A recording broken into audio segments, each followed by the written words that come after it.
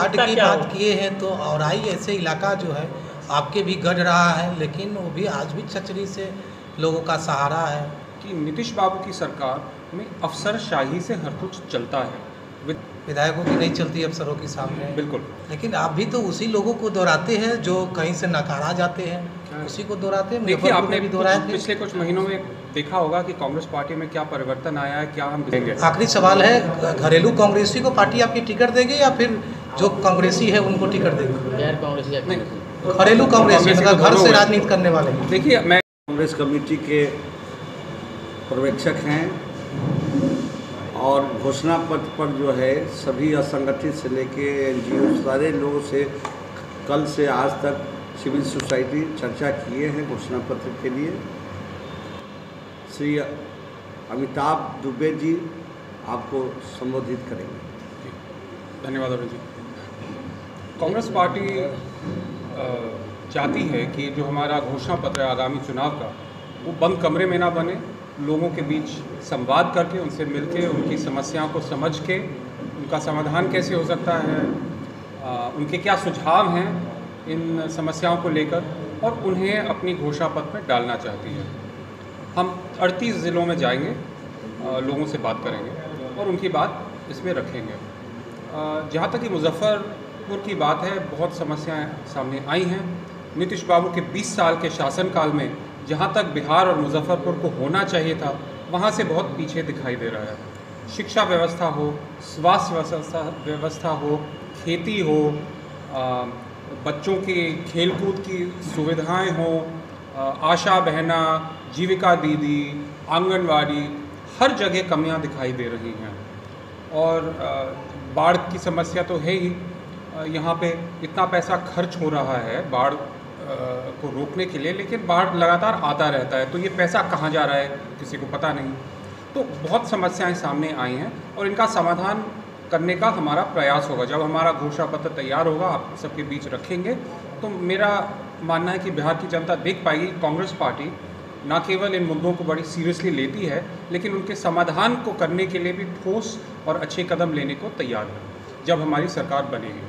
हाट की बात किए हैं तो औराई ऐसे इलाका जो है आपके भी गढ़ रहा है, लेकिन वो भी आज भी छचरी से लोगों का सहारा है। नहीं, फिर से कहिए। आज भी विकास से कोसों दूर है। आज़ादी कितने साल आपकी भी वहाँ सरकार रही है, और हमारी सरकार बिहार में तो 35 साल से नहीं रही है। नहीं, आप भी वहाँ विधायक रहे हैं क्षेत्र में। हाँ, देखिए, एक बात सामने साफ आई है कि नीतीश बाबू की सरकार में अफसरशाही से हर कुछ चलता है। विधायक जो करने की कोशिश करे, अफसर डिसाइड करता है कि यहाँ क्या होने वाला क्या नहीं होगा। पूरा पटना से सारा कंट्रोल है। तो यहाँ जो सिस्टम लागू किया गया है वो पूरी पॉलिटिकल सिस्टम को किनारे करके अफसरशाही के आधार पे चलता है। तो ये भी बहुत, हर ज़िले में लोगों ने हमें यही बात रखी है। विधायकों की नहीं चलती अफसरों के सामने। बिल्कुल। प्राथमिकता क्या होगी मैनिफेस्टो के लिए? देखिए, पहले हम हर ज़िले में जाके लोगों से बात करेंगे, फिर हम एक्सपर्ट से भी बात करेंगे, क्योंकि कई समस्याएं टेक्निकल टाइप की हैं जैसे कि बाढ़ इत्यादि, तो उनसे बात करेंगे। फिर विस्तार से देख के हम अपने घोषणा पत्र को तैयार करेंगे। लेकिन मोटा मोटा मैं कह सकता हूँ कि शिक्षा व्यवस्था, स्वास्थ्य व्यवस्था, एग्रीकल्चर, पलायन, रोज़गार, ये जो मुद्दे हैं हर बिहारी जानता है कि ये सबसे अहम मुद्दे हैं। इन पे फोकस ज़रूर रहेगा। चुनाव सर कैसे लड़ेंगे? साथ में लड़ेंगे? हाँ जी, चुनाव कैसे लड़ेंगे? देखिए, ये तो लीडरशिप डिसाइड कर रही है, चर्चा हो रही है, इसमें हमारा कुछ खास योगदान नहीं है।